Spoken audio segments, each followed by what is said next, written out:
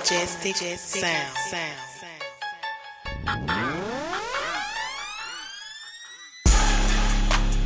Tell them to say you should go and tweet that. Hey, what up?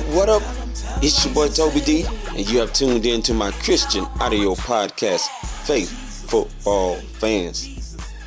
Now, listen, I gotta start it off like this. Was it me, or was I just reading into this too much? But after the Greenbay Packers beat the Dallas Cowboys, why did it seem like Mike McCarthy and all of them was over there celebrating and savoring the moment as though they felt like this could be the last time they're going to make it here this fall, and that their window might be closing?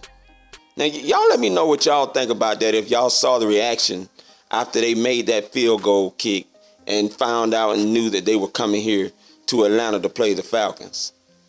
Because it just seemed like that to me when I watched that ending to that game last night.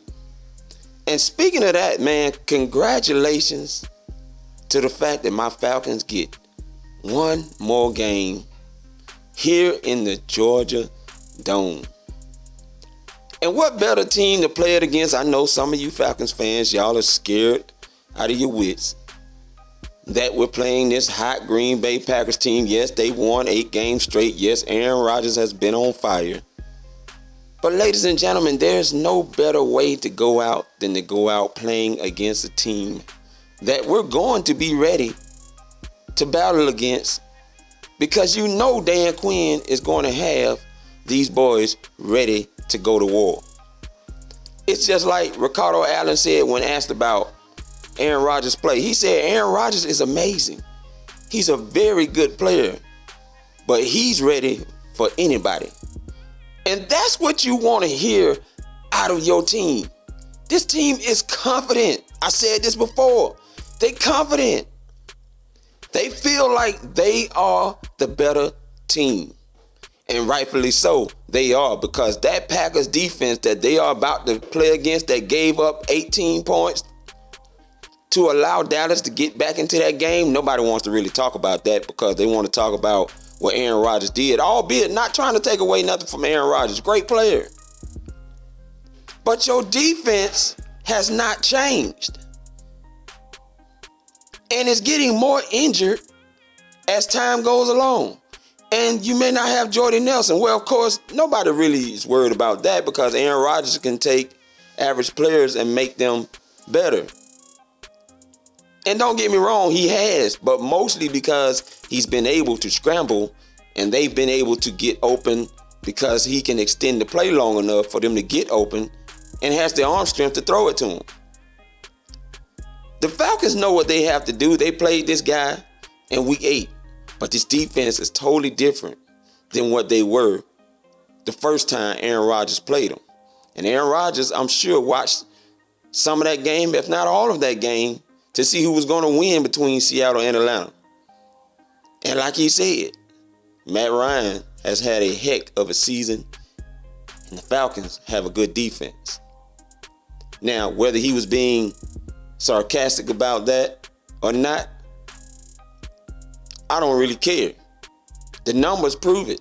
After that bye week, the Falcons have gone from giving up about 28 points in them first 10 games, and this was shown as part of the stats against Seattle, to only giving up about 20 points in them last 6 games. And they did exactly what they were supposed to do. Ladies and gentlemen, you shouldn't be surprised.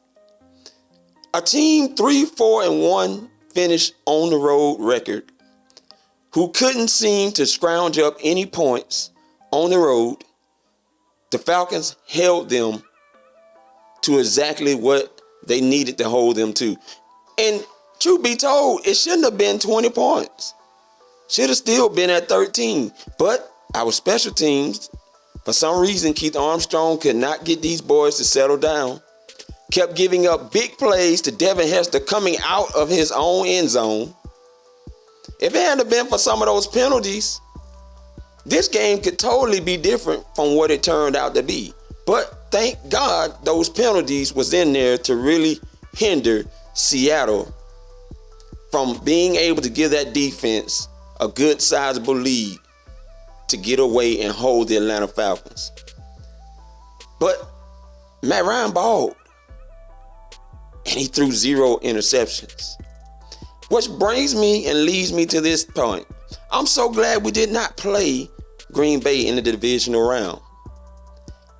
Number one, I wanted the Falcons to get this first playoff win out of the way for Dan Quinn. They did that. Check. Number two, the Falcons, as good as they played, they dropped some balls. As good as they played, Matt Ryan overthrew some people. Now they can get that cleaned up. Number three, the special teams unit forgot how to play. Now they can clean that up, because you're going to need everything you got when you go in here and play this Green Bay Packers team come Sunday at 3:05. Now we can clean all of that stuff up. And word is, despite Julio Jones re-aggravating that toe, he's going to play. You know he's not going to not want to play. This is it here. He's trying to help get his team to that next level. And he said it himself. If he felt like he was ever hurting his team by coming in to play when he know he can't, he won't go. But he feels he can, and he's going. Now, Jordy Nelson, on the other hand, for the Green Bay Packers, I don't know. With them fractured ribs, I don't think it's advisable to even play around with him getting on the field. We saw what number 22 did to him the last 2 minutes of that fourth quarter game. Now you talking about trying to put a guy out here with fractured ribs out there with number 22? No, you don't want to do that. And not just him. This defense is popping people. You don't want him out there on the field jeopardizing his career the way that these younger guys, as Raheem Morris was stated with the Tampa Bay Bucks when he was the coach there, and they were young players. Jordy Nelson going out there and playing with these guys hitting the way that they're hitting lately. No, you don't want to do that. But if you must, that'll be totally your risk. But I feel very good about this game against the Packers. I feel like we're going to win. Now, the Packers, of course, will want to come in here trying to exact some revenge on us because we beat them by that 1 point.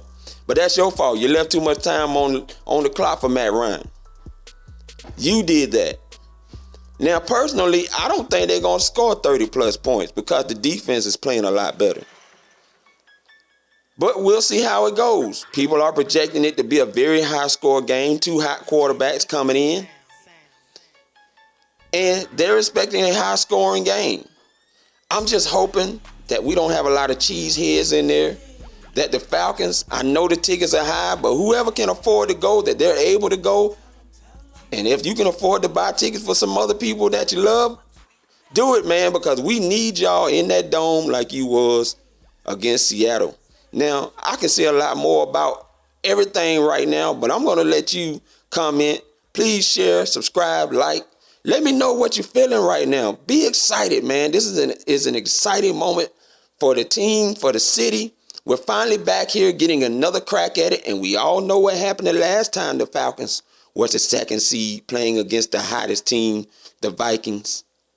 They went on to the Super Bowl. So